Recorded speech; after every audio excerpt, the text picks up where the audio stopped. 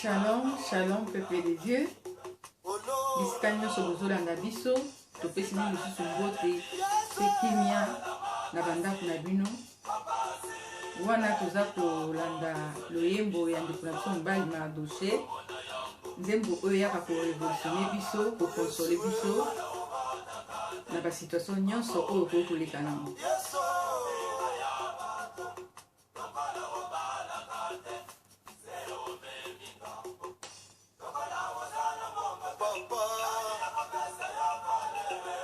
Ya solo nzembo ezoyemba eza message munene oyo eza kopesama na kati na émission na biso on l'appellera femme oyo lelo ezali présenté par Mama Bena oyo bolandaka nga ntango nyonso toyebi na bavie ya bato ebele bofingama ebele botongama ebele bamosusu bapesa bango bakombo mais yebake moto azalaka na liloba suka eza Nzambe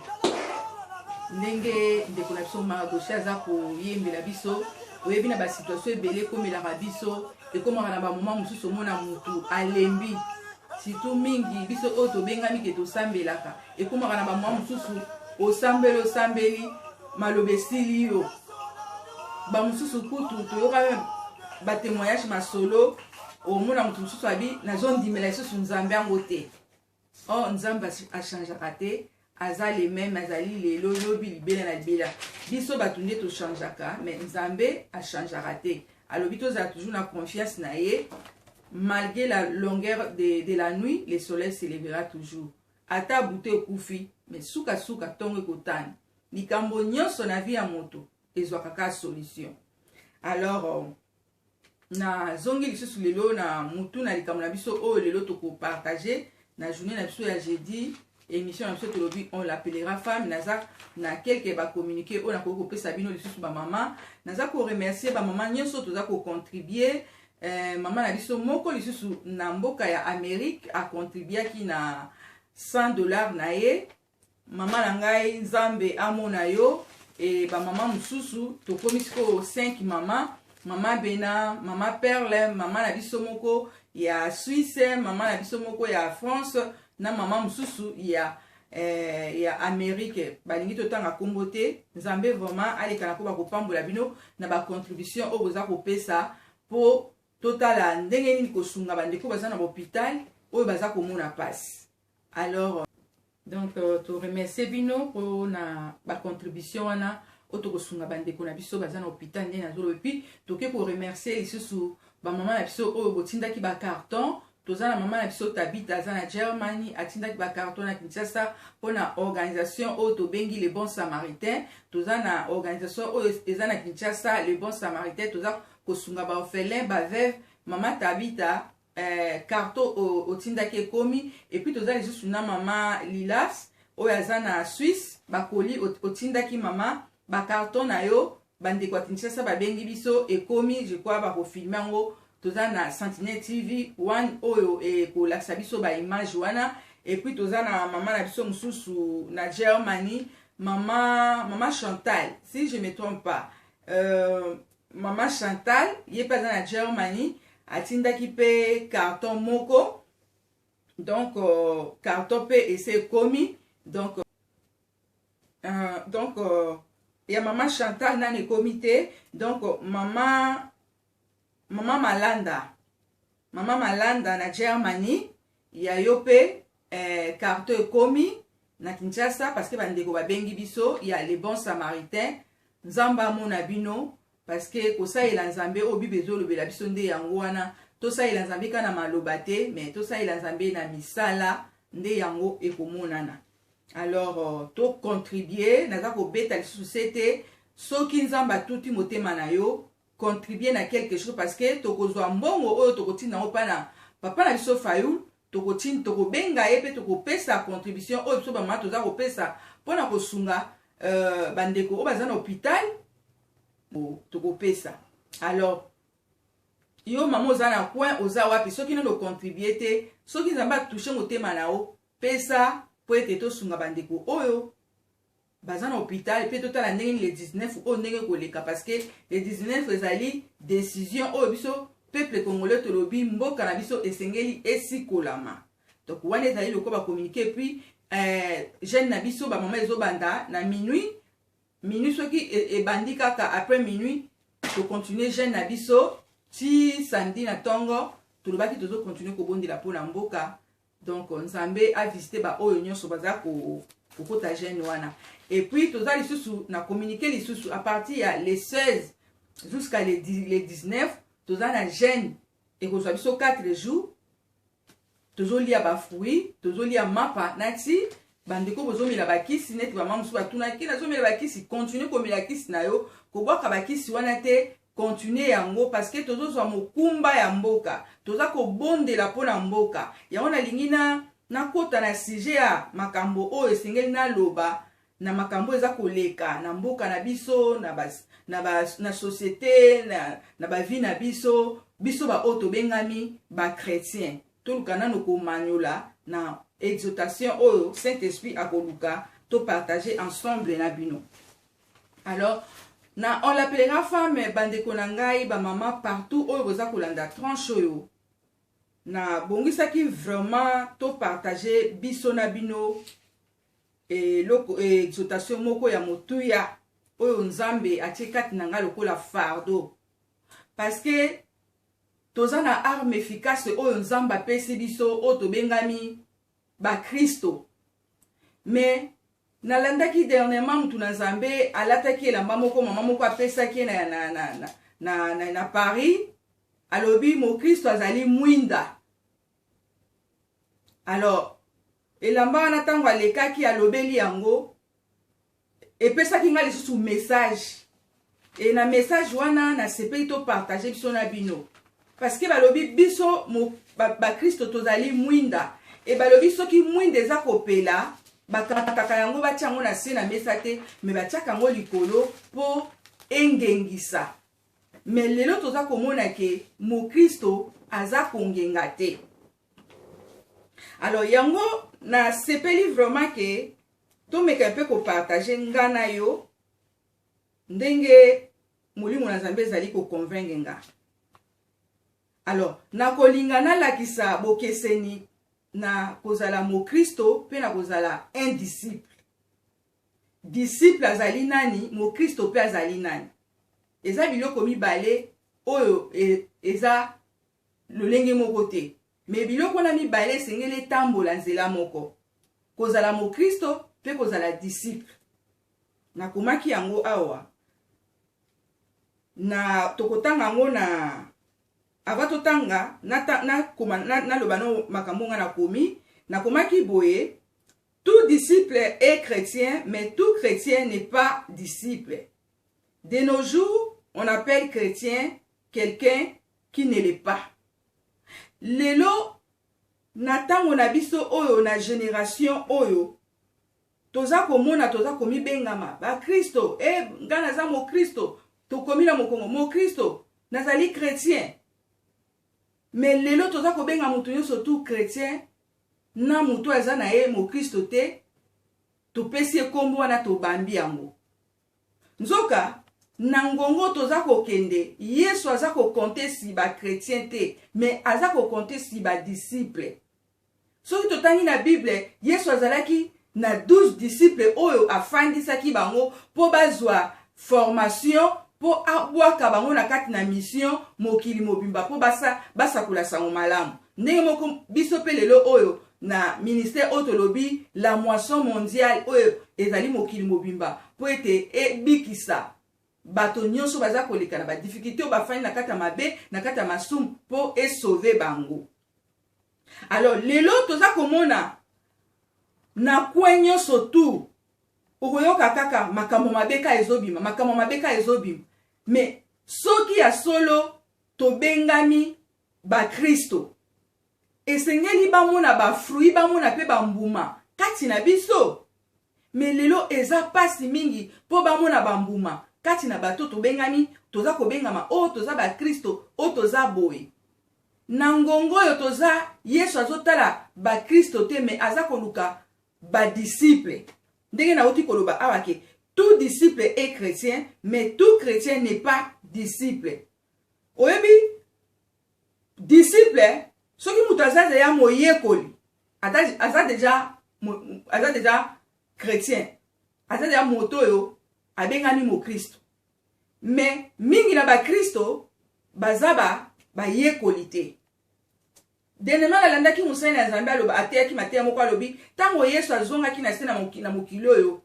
ntango aye amoni bapape amoni babishop amoni badokter mais aluki bandeko na ye atrouvaki bango te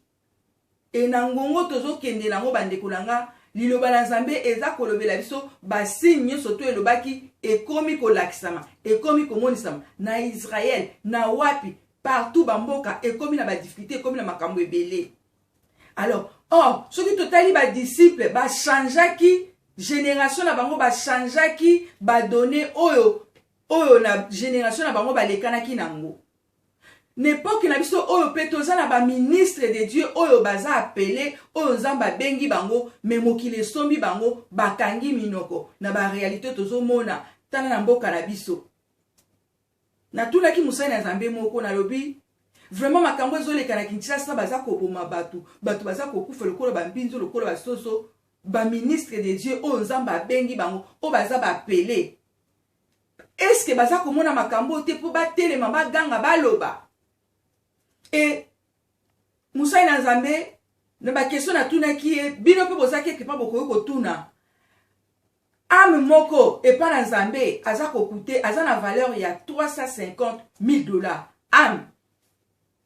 molimo moko ame moko liboso na Nzambe po Bible lobi ke Yesu asombaki biso na motuya munene Yesu asombaki biso na makila na ye na motuya ya talo. Alors ame moko pa na Nzambe aza na valeur ya $350,000. Et bandeko na ngai Nzambe aza ko compter sur bateau ye a créé bango que lobi bakende na lifelote mais bakende bazala sauver babika bakota na lola mais batu on Nzambe akeli bango tala nde baza ko boma bango tala nde baza ko bebisa bango baza ko kufa lokola basoso lokola banyama mais batu mususu baza na zinga batu baza ko zwa souci po balela pona batu mususu wana bazate. Même makambo ya mboka ndenge ezosalama eza na bandeko mosusu bakongole bazomona kwa makambo eza mpona bakongole mosusu makambo mpe eza mpona bakongole mosusu. Non, cette affaire nous concerne eza ko concerner biso nyonso oyo tobengami bakongolais to mpe bakongolaise mais mpona bandeko mosusu bazosala bango bafeti baza kobina baza kosala makambo na bango mais quelques groupes baza na souci wana par exemple neti biso lelo oyo eza miyo na ndeko mwasi mosusu alobaki mabena na mwana kolobaka makambo ya politique omona makambo ya politique etali biso te il faut tikela bapoliticien. Ma soeur ou oyebi Nzambe te totanga Bible totala bana na Israël makambo balekanaki nango et lelo bana Israël makambo balekanaki nango ndenge moko biso pe na Congo toza kolekana nango mais lelo soki biso tozwi fardo wana te biso lelo so toloba na média parce que Nzambe asali biso ngolu ya kosala journalisme po to passer message parce que média eza ko permettre biso to passer message. Yango somona bato musu tango aza koleka na media ayebi te ke na ye na media kosala nini ole a passer message aloba makambo esengeli bande mususu meme na TV5 bandeko na biso baza na France baza na Paris Nzambe apesi bino opportunity wana koleka meme na ba TV5 tango za koleka yebe loko nino za koloba luka message par exemple biso na Congo ne makambo zolo loba makambo etali koyebisa mokili mobimba po eza chaîne oyo mokili mobimba za kolanda que tozana ba sase na mboka o baza ko détruire o baza ko boma peuple aza ko lala nzala peuple aza na richesse mais évolution ezate ba yibi ba élection ba sali boy olobi makambo capital mais metu so ba yebi importance topé puissance ya médiaté yango mona bazo leka même na ba internet et tout ba yosala ba polémique po ba yebi ke ba lia ka mbongo po YouTube efuta rabat alors batu mususu comme ayebi ke YouTube efutaka batu akosala na ye polémique atamboli bolumbu asali apesi titre moko boye po batu balanda yo pe comme oyebi no te okotala na yo nzoka ozokotisela ye ba vue po nini ayebiki akolia wana mbongo ekokota. Mais biso tango tozoya na kata ba émission oyo tozoya pona ko révolutionner bino tolobi ba émission na biso mingi ezali socio culturel éducatif politique religieuse oyo tozoya na bandako na bino partout pona ko pesa bino un plus.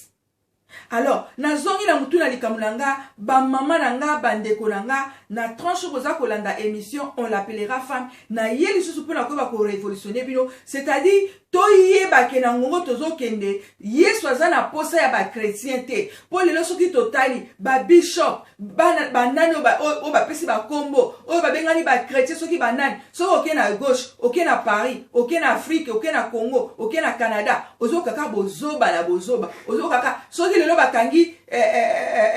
tel te soki ministre moko soki ne kobote lobe oyoka bakangi bo. Mais batu wana siko soki tolandi bango na bozindo bazali ba oyo ya Nzambe te, bango ba yene évangile po ba yiba ba lia. Mais siko baza ko bebisela ba oyo Nzambe bengi bango po basala musala na Nzambe, baza ko ba ye po na ko bebisela bango musala. Alors biso siko oyo to bengani ke tozali ba disciple esengeli to telema to beta maboko na mesa parce que Nzambe apesi biso pouvoir wana, apesi biso power wana. Yo sikoyo grâce au Nzambe atekati na yo mona ofandi kimia, ozomona mabe na gauche, ozomona mabe na droite, ofandi na okimia ozoloba te, ozomona bakonzi ya mboka baza ko boma, baza ko détruire, ofandi na okimia oza ko réagir te. Osoki totali na tango ya ba portrait ba disciple ba telemaki bazalaki ebele te me babujaki mokili mobimba. Et Bible ebisi biso nini soki totangi na kotanga awa na Jean chapitre 15 verset 8. Bible ezoloba na biso nini parce que tokoki ka kotala batu te ke oyo disciple to pe chrétien. Bible epesi biso de ya bilembo, epesi biso ba signe tokoyeba na lolenge nini. Même tango bato balobaka musenya Nzambe aza ya solo to aza ya lukuta to boni Bible eza prophétie oyo esakoleli biso nyonso oyo mwayo patapata ezate bilembo nyonso oyo Bible lobi ezali. Alors Bible lobi na biso na Jean chapitre 15 verset 8 elobi: si vous portez beaucoup de fruits, c'est ainsi que mon Père sera glorifié et que vous serez mes disciples. Bandeko na ngai ba mama Nzambe azoluka bino oyo tobengami basi to telema ba servante ou elle de servante de Dieu wapi ba servante ba ko telema na Canada, na Paris, na UK, na wapi na Congo poto conquérir monde to eba ko conquérir ba o baza kat na mabe. Bible lobi ke tokoyeba si vous portez beaucoup de fruits, c'est ainsi que mon Père sera glorifié et que vous serez mes disciples. Oyebi poto koma na niveau ba disciple, esenye na biso to bota bambuma. Bambuma wana ezosenga biso to sala musala na ye. Kokoma disciple ezaka teka ofandi okamaki loboko tena litama, non. Oyebi soko zala ba problème kamata ba problème na yo loba Yesu na tikela ngo pana eza kwa muto koti na voiture ozana ba valise no zana ba camion surtout otiango na mutuka chauffeur eza ko memango yo fani lo pepele olobi papa mikumba na nga ba charge na nga na tikango pana yo siko nga na lingi natala musala na yo okomi ko intercéder pour na batu mususu okomi ko intercéder pour na basi oyo babota kate babala basali 10 à 5 bana bazate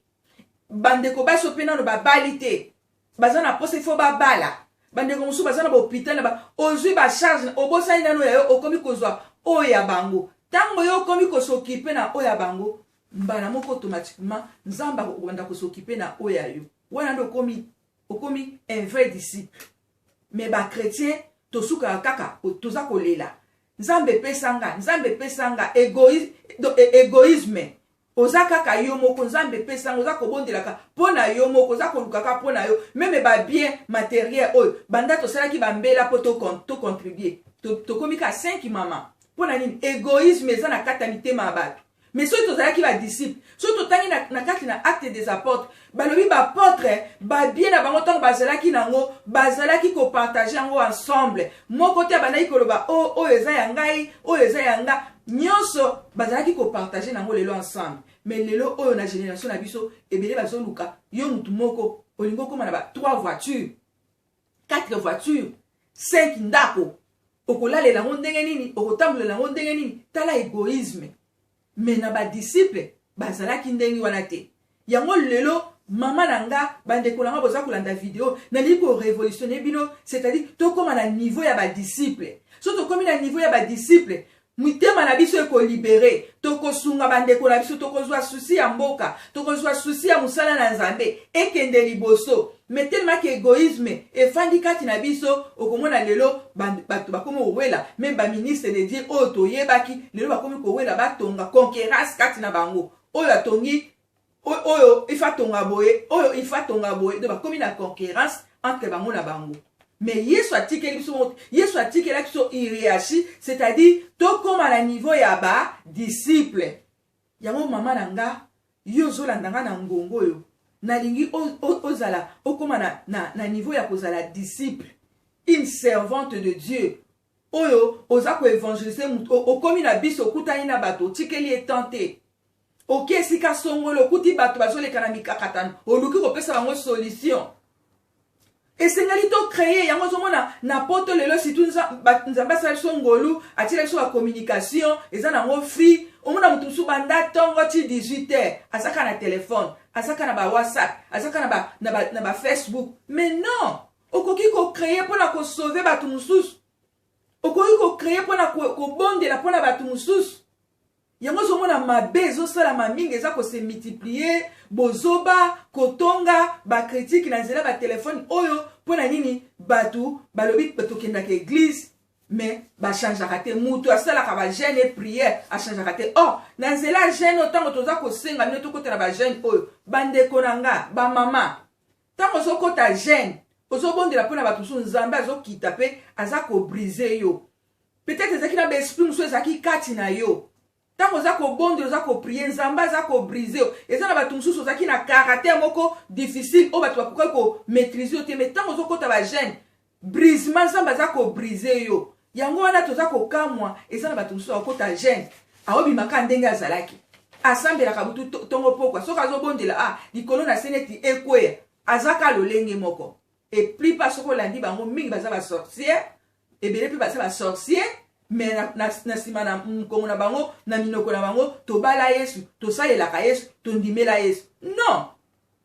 évangile oyo echangeaka te oyo etransformaka te ce n'est pas un évangile évangile oyo ya Jésus oyo ya solo soko okutani na ye etransformaka vie ebongolaka vie ya mutu yango nalingi koencourage tozokende na fin de l'année oyebi fin de l'année basacrifice esalamaka makila etangaka tolinga te changement nyo esalamaka yango mwana na nzambe oyo ya solo esengeli amikebisa esengeli amilengela pona libota na ye kokota ba jeune so totali meme tobandaki janvier ti décembre tala na sala okoti ba jeune combien de fois po bible ezo biso meme esengeli tofutaka 2000 ya ton na biso na 24 heures toza na 2h40 so isiko tobi to compter depuis janvier ti décembre yo jeûné combien de fois mais na opportunité nzamba zo sala biso na Sentinelle TV1 pona koya ko telemisa bino ko révolutionner bino na opportunité oyo ko rater yango te nuko kota jeune et ko profiter pona yo biso toza na kalo kwa bato azo lakisa nzela pona ko tindika yo po nyonso ezaka pona bien na yo et mutu oyo alingi nzambe ayebi nzambe alukaka bien ya ba mususu alukaka bolamu ya ba mususu soki nzamba sauver yo ozali disciple yo pe koluka pe batu mususu bazala sauver okoluka pe batu mususu babika yango nazokende presque na suka ba mama nanga bandeko nanga tozanga na jeune oyo te tokota jeune nzamba ba ko briser biso alongola ba caractère ya mabe oyo ezalaki ya ba célibat ekweya oyo ezalaki ya ba stérilité oyo ezalaki ya ba manque ekweya mboka na biso Congo bato oyo meme nzambe alobaki na bana Israël abi ba Egypte bozomona bango bokomona bango lisusu te biso pe tolingi ba Rwandais ba Ougandais ba étranger nyonso oyo babomi bandeko na biso oyo basakaje biso tolingi lisusu komona bango te na mabolongo na ba jeune ifo toyebisa nzambe oyo nyonso biso toyebi bango na bakamere banani oyo bazolo mike wana tolingi lisusu komona bango na mboka na biso te. Tolingi tozala free, tolingi tozala libre. Alors il faut invoquer Nzambe, il faut yebisa Nzambe que Nzambe tolingi tomona lisusu ba étranger oyo banyokoli biso te.